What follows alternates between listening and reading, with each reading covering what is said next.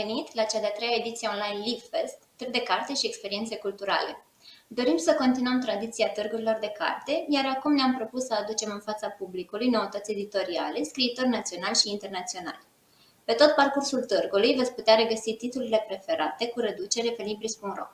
Numele meu este Elena Dițu, sunt redactor în cadrul editurii Creator, iar astăzi vom fi prezenți la un dialog între Antoneta Galeș, scriitoare brașoveană de romane polițiste sub numele de Mott, având și volume de dezvoltare personală, și Robinne Lee, actriță celebră de origine americană, ce a debutat cu un roman savuros de dragoste, tradus la editura noastră sub titlul Ideea de tine. Thank you, Elena, for such a lovely introduction, and thank you so much, Robin, that you are here with us and with our readers during the LibFest Book Fair. Thank you for having me. It's a pleasure to be here. It's such a pleasure, and I must confess that I love your book, and I have the printed one, and it smells lovely as a new book. Yeah, I love the smell of books, so I know. Yes, yes. So, Robin, there are 5 years since your book was published. Yes. And your book has, if I may say, a worldly success. It's already translated in a lot of countries. How do you explain the success of your book? Oh, goodness. You know, I'm not certain. It's a bit of a surprise to me. I wrote this book for myself. You know, it's the first book that I've written and had published. And I think when you don't have a track record and you've never published before, you're much more free when you're writing, and then you can really write something that appeals to you, and you're not thinking about, oh, what is my agent thinking, or my editor, or my readers. You just kind of write it for yourself. And I think in doing so, I kind of, I don't know, locked into something that maybe many women were feeling or wanting, or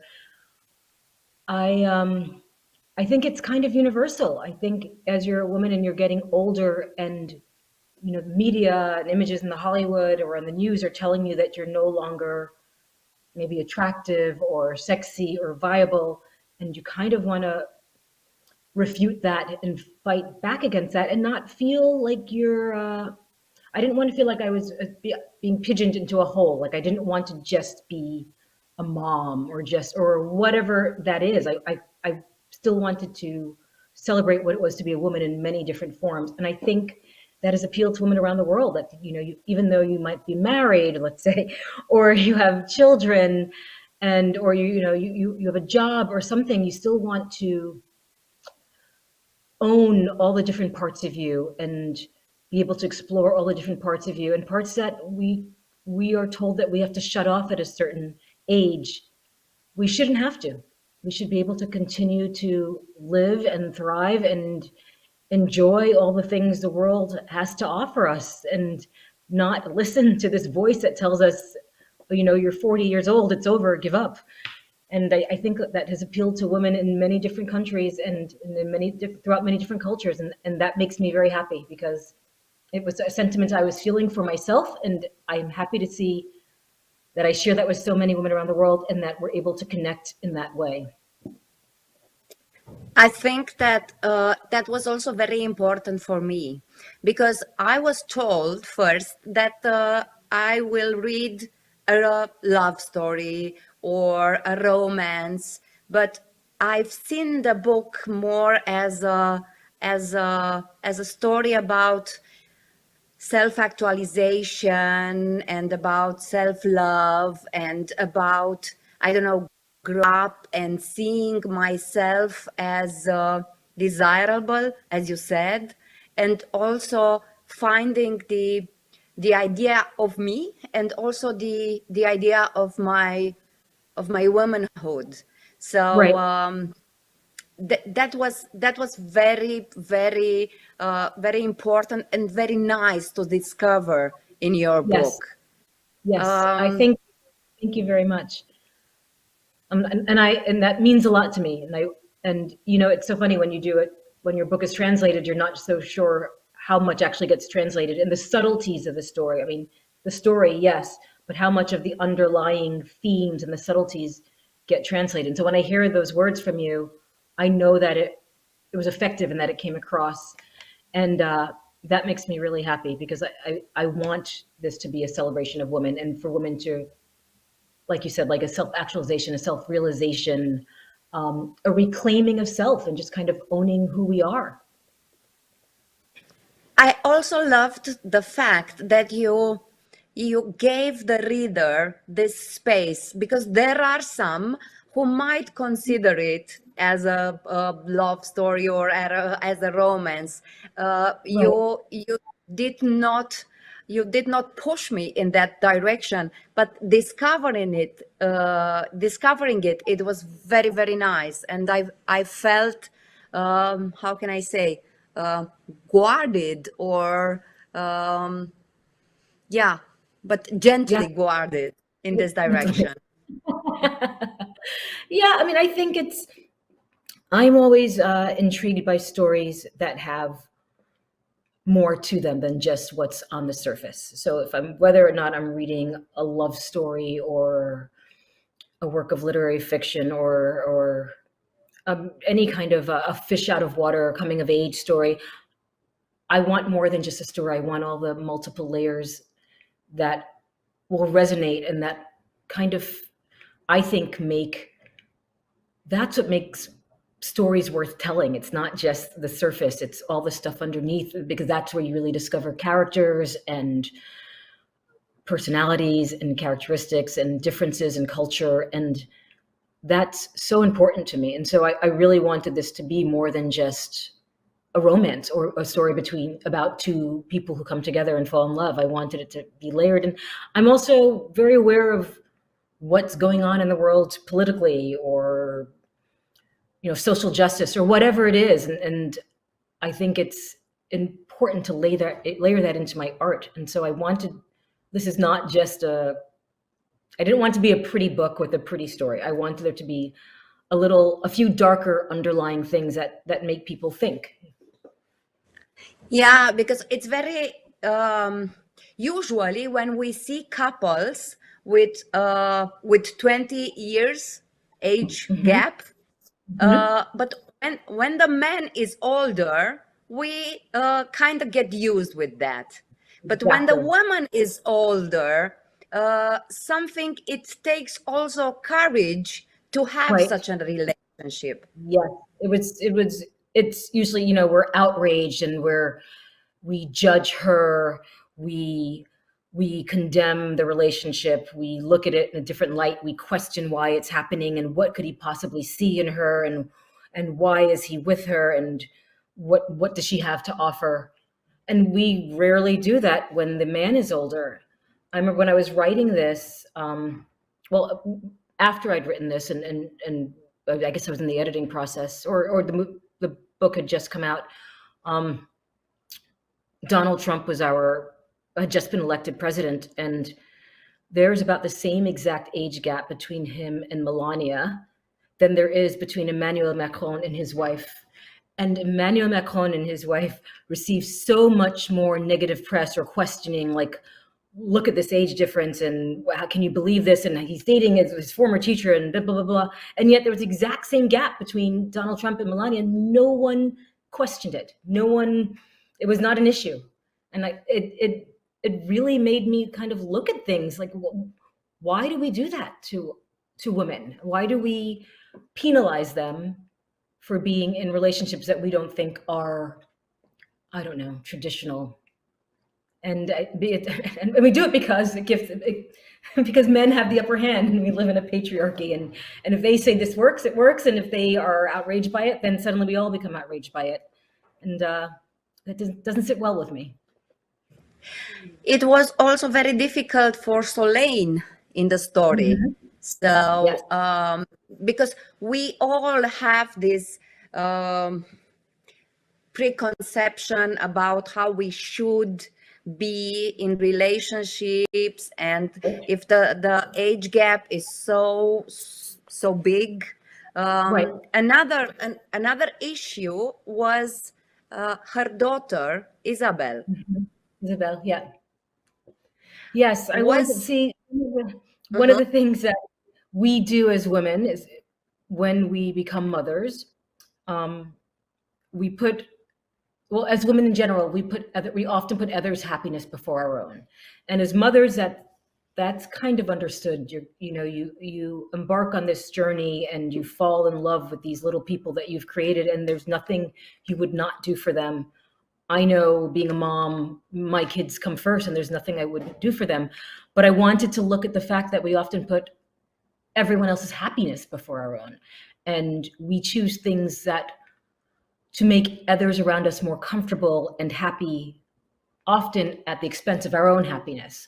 And I wanted to explore that, the feeling of obligation, the feeling of guilt, the feeling of responsibility and necessity, and how it balances with our own moments of finding joy and what feeds us. And I thought it was really an interesting way to explore it through the relationship with Isabel, because she obviously loves this little girl more than anything. But at the same time, she found a relationship, Selene did, that made her happy and made her more fulfilled in a way than she had been prior, and that she had been with her ex-husband. And so I wanted to kind of explore what it was to have to make a choice in that way between your child and your own happiness. I wanted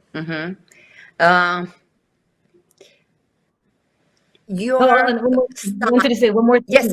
Is that often as mothers and as women, we're expected to do that. But as men, fathers are not necessarily expected to do that. Fathers get a little more leeway with what they can get away with, or what things they can put before putting the child first, I think. I also have I have a daughter. My daughter is already 30 years old, and Wow.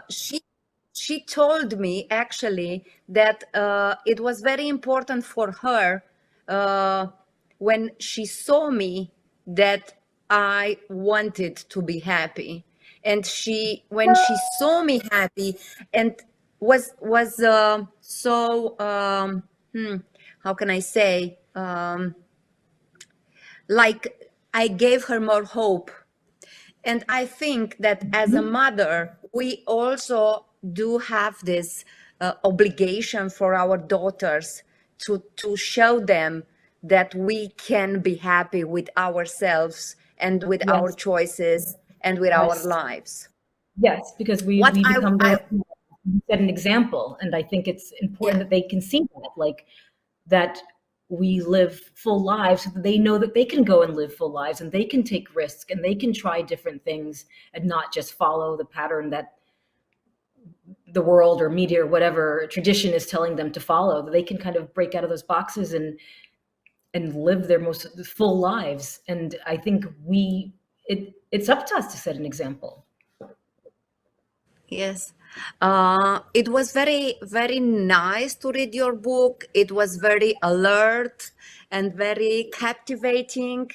And I would like to ask you, are there any skills from your career as an actress, as a producer, that helped you in your style of writing? Yes, absolutely. In acting, we study meter. So it's kind of like the rhythm of the writing. Like, let's say Shakespeare is known for, he writes in something called iambic pentameter, so that his prose, or poetry, if you look at it that way, sounds like this.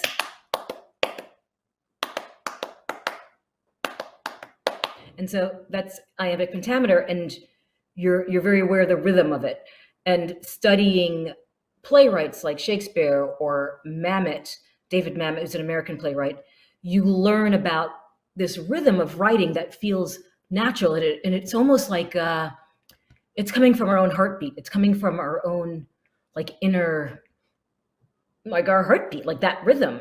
And I think when I write, I'm always aware of that. I'm aware of that rhythm, and I write out loud. So I'm reading the lines over and over out loud so that it flows and it feels good and it feels like music almost, and it feels like a natural rhythm and an organic rhythm. And I think coming from the world of acting, I brought that to my writing in a way that maybe many writers don't, because they're not thinking about that natural rhythm. They're just writing the story and making sense, and they're not thinking about it as music almost. And I kind of think of it as music.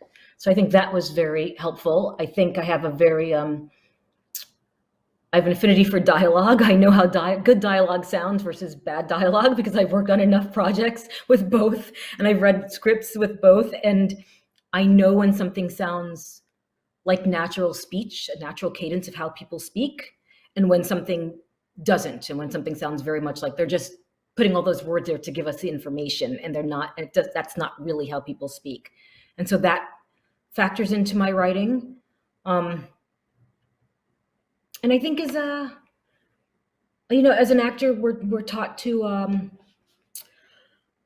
never forget, right? So you have an experience and you hold on to those sentiments. And even if it's something very painful, like watching a friend die, or being in a car accident, or getting your heart broken, even though as you're experiencing those emotions that are really extreme and really painful, part of you is saying, remember this, remember how this feels, remember what the room looks like, remember like the goosebumps I'm getting on my skin, remember everything I'm feeling in this moment.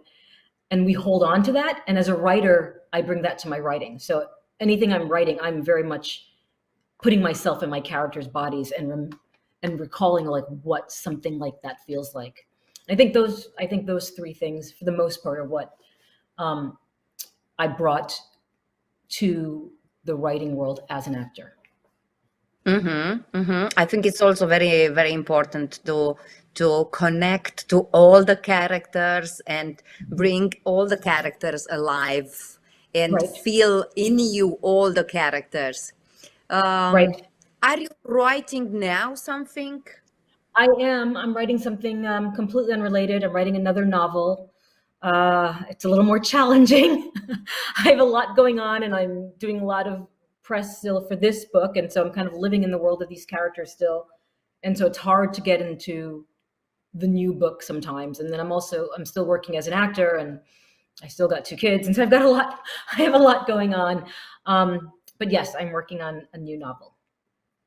I'm very excited about it. Okay, that's great. I have written something, and I don't know if it's true, that your book the novel will be the base of a movie. Mm-hmm. I sold the rights to it, and it's been set up at Amazon Studios, currently with Anne Hathaway attached in Solen's role. But that's kind of really all I can say about it right now. I mean, Hollywood is a very interesting industry in that it can take a very long time for a movie to get on the screen, to go from book to screen. The script might go through several iterations. The cast may change, the director may change, the studios may change, anything could happen.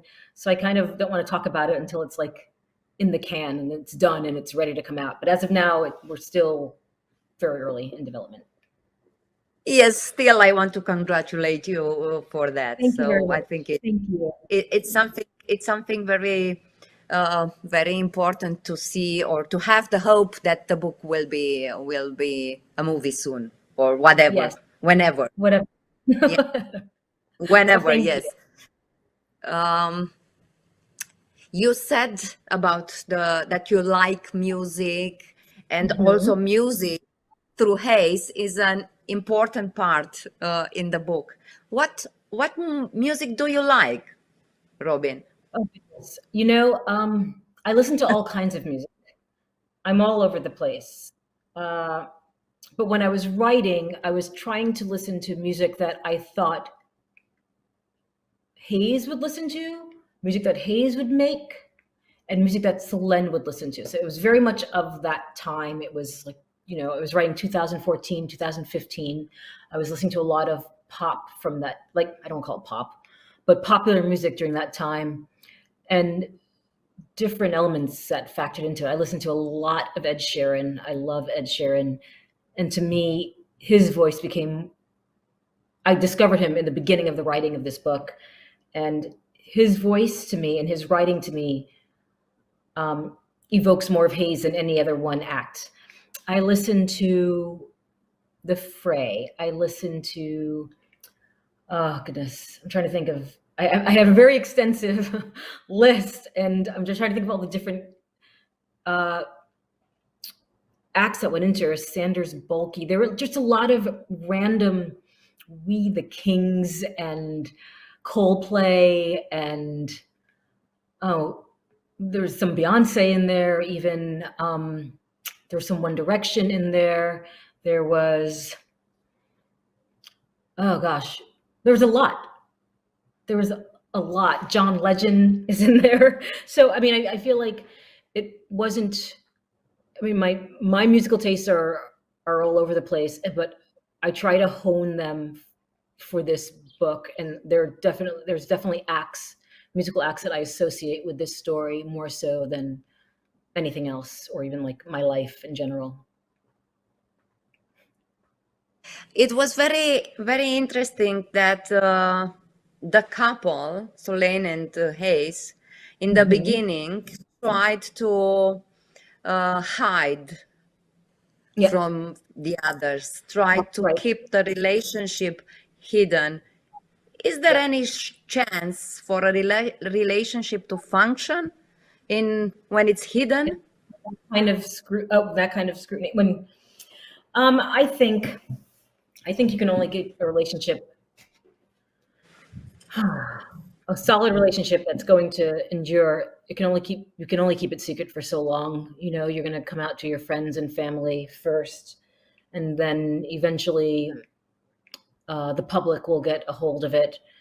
And the problem unfortunately, with the celebrities is that once the public gets a hold of something, it can stop being special and sacred, because it's no longer just the two of you, and everyone has a comment and everyone has a take on it and their thoughts on it, and they blast it out through social media, and it's on Twitter, it's on Facebook, and people are blogging about it and talking about it in podcasts, and it can sully the relationship. It's no longer your thing. And if you think about what life is like as a private person, most of us, the overwhelming majority of us, go through life with these relationships, and the only people talking about them are like us, and our friends and our family. And maybe someone doesn't like your boyfriend and saying, he's wrong for you, it's not going to work out.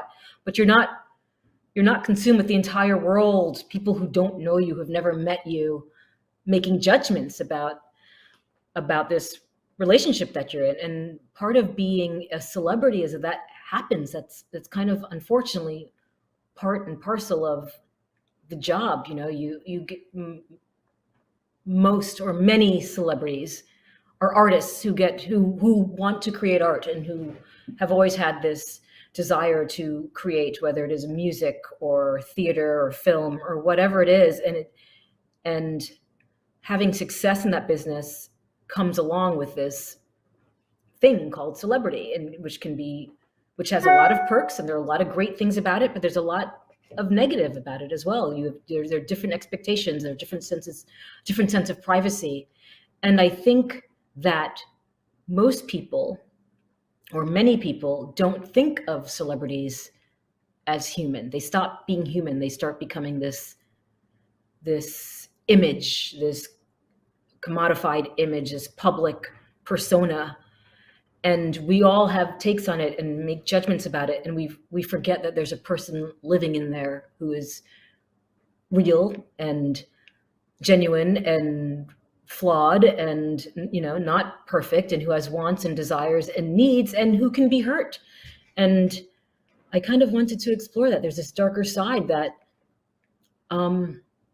for artists whose lives are kind of lived, and whether or not they're trying to get the attention, their lives are lived out there, and it can be a very painful process just doing simple things that you and I take for granted, or most people take for granted, and having to go through certain milestones and experiences that are scrutinized in a way that we couldn't even imagine. I found Solane being very courageous and very powerful. But there were a lot of challenges. And when you wrote the novel, you choose a certain ending of their of their love, or Yeah. of the ending of the book. Right. Did you receive any, I don't know, sometimes the readers want to express they complaints about Yes. how the situation evolved, or Um, what they did. Did you receive such? I receive them every day. I have received them every day for about 5 years now. So yes, there have been quite a few. There are many Yeah, who love the ending and love the book as it is, and there are many who love it but want more.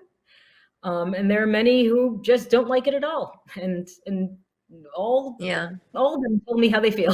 So there's yeah. that.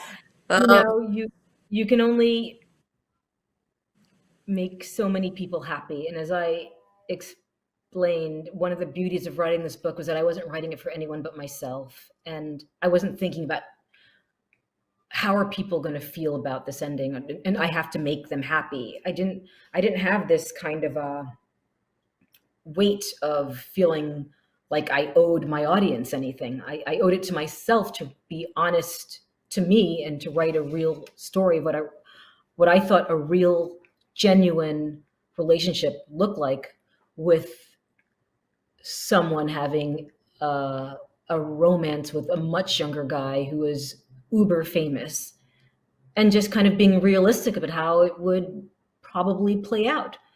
And having the scrutiny affect every aspect of her life, and then wanting to break away from that. So I'm happy with my book, and I'm happy with how it ends, because I feel like I was being true to myself, and I was being true to my characters, and I was being true to my story. And I know some people want something different, but there are thousands, hundreds of thousands of books that are written differently, and they're welcome to read them. And that's not what I want to do with my writing. I think I'm always going to try to explore the road not taken, or the side that feels maybe not necessarily traditionally, not the traditional take. And so I'm going to look for things that are unexpected and that kind of challenge us and make us think. Because I mean, I read for pleasure, yes, but I also read to learn, and I read to reflect. And I want people to open me up to new experiences. I want writers to open me up to new experiences and new ways of thinking about the world and our positions and our roles in it. And I think that's what makes for really interesting writing for me as a reader. And so that's the kind of writing I'd want to give my readers. I'm going to show you something completely different. I'm going to make you think of it in a different way than you have ever. And maybe you thought it felt familiar, and now you realize, oh, it's not familiar. This is something. It's forcing me to think about things. And some people don't want to think about things, and I get that. But I always want to think about things, and if I can be entertained, great. But I want it to be a combination of something thoughtful as well. I think that the beauty is that the story feels like true, as you said. So it's a story, okay, fictional, but there is a truth that the story brings, and you can relate to that truth. And I think this is the beauty. Whatever the readers want from a writer, they must understand that the story has to be true to the characters, true to the writers, to the society and the challenges of the society. And I think that this was in the idea of you. Well, thank you. So, Lane, it was a pleasure and an honor. Thank you very much. Thank you. To talk to you. It was a pleasure. And we look forward to convince many readers to discover you, and many women to discover a lot of important things in your book. Well, thank you so much for being here. Thank you very much for having me. Thank you. I really appreciate it. Thank you.